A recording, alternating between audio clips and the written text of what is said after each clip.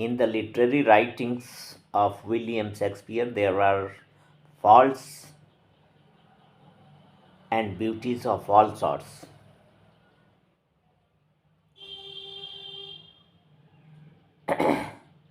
But his faults are also supreme.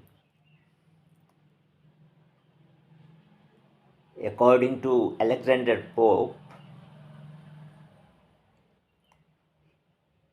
he enters into a criticism upon William Shakespeare, but it was not his design.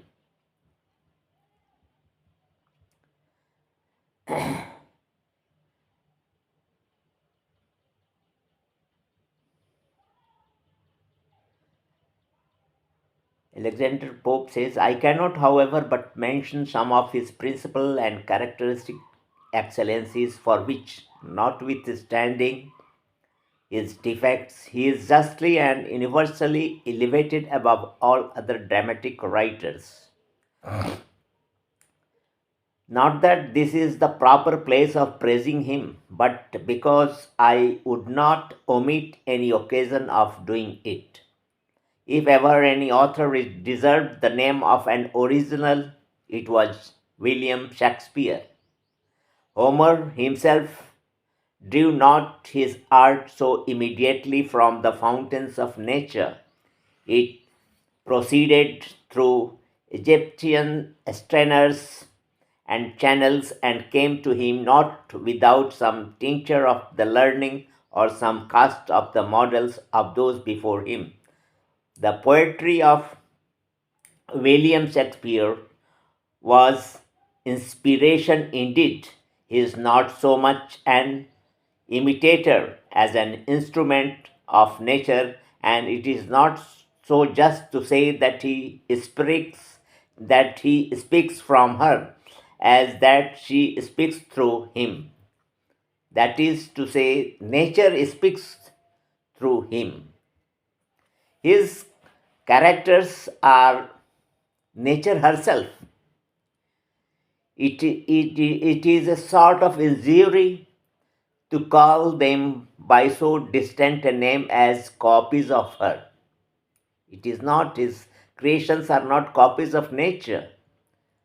Those of other poets have a constant resemblance which shows that they received them from one another and were but multipliers of the same image.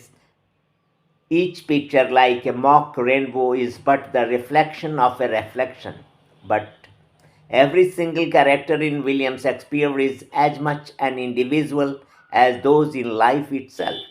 It is as impossible to find any two alike, and such as from their relation or affinity in any respect appear most to be twins will, upon comparison, be found remarkably different. To this life and variety of character, we must include the wonderful preservation of it, which is such throughout his plays that had all the speeches been printed without the very names of the persons, I believe one might have applied them with certainty to every speaker. Alexander Pope was a great critic of William Shakespeare.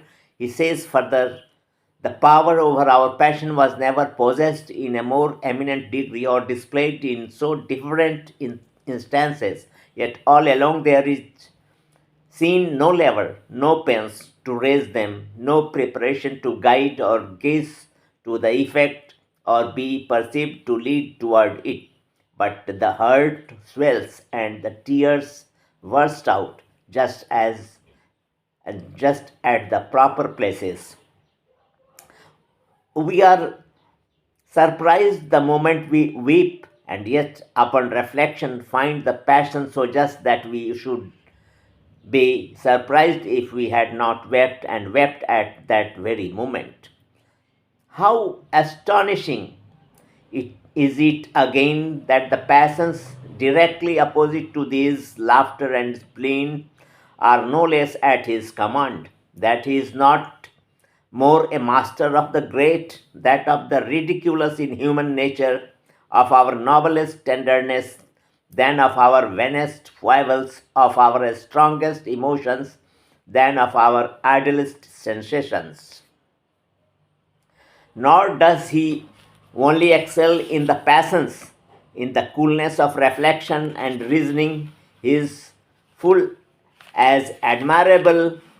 His sentiments are not only in general the most pertinent and judicious upon every subject, but by a talent very peculiar, something between penetration and felicity, he hits upon the particular point on which the bent of each argument turns or the force of each motive depends.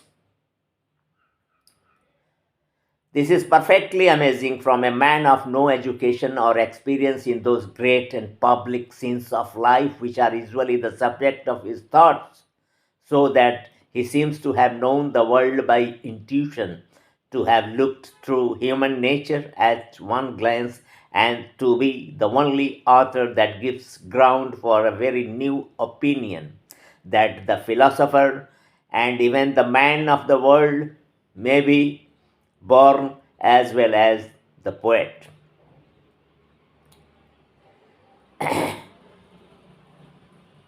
As regards defects, Alexander Pope goes on to say that it must be owned that with all these great excellencies, he has almost as great defects as that he has certainly written better, so he has perhaps written worse than any other. But I think I can in some measure account for these defects from several causes and accidents without which it is hard to imagine that so large and so enlightened mind could ever have been susceptible of them, that all these contingencies should unite to his disadvantages seems to me almost as singularly unlucky as that so many various talents should meet in one man was happy and extraordinary. It must be allowed that stage poetry of all other is more particularly leveled to please the populace, the audience, and its success more immediately depending upon the common suffrage, the common people. One cannot therefore wonder if Shakespeare, having at his first appearance no other aim is in his writings than to procure a subsistence, directed his endeavors solely to hit the taste and humor that then prevailed. The audience was generally composed of the meaner sort of people, and therefore the images of life were to be drawn from those of their own rank. Accordingly, we find that not our authors only, but almost all the world comedies have their scene among tradesmen and mechanics, and even their historical plays strictly follow the common old stories or vulgar traditions of that kind of people. In tragedy, nothing was so sure to surprise and cause admiration as the most strange, unexpected, and consequently most unnatural events and incidents, the most exaggerated thoughts, the most verbose and bombast expression, the most pompous rhymes and thundering versification.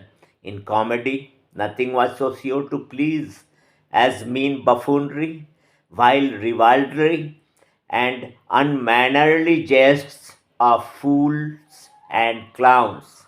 Yet even these Our author's wit boils up and is born above his subject. His genius in those low parts is like some prince of a romance in the disguise of a Sepharder peasant. A certain greatness and spirit now and then break out, which manifest his higher extraction and qualities.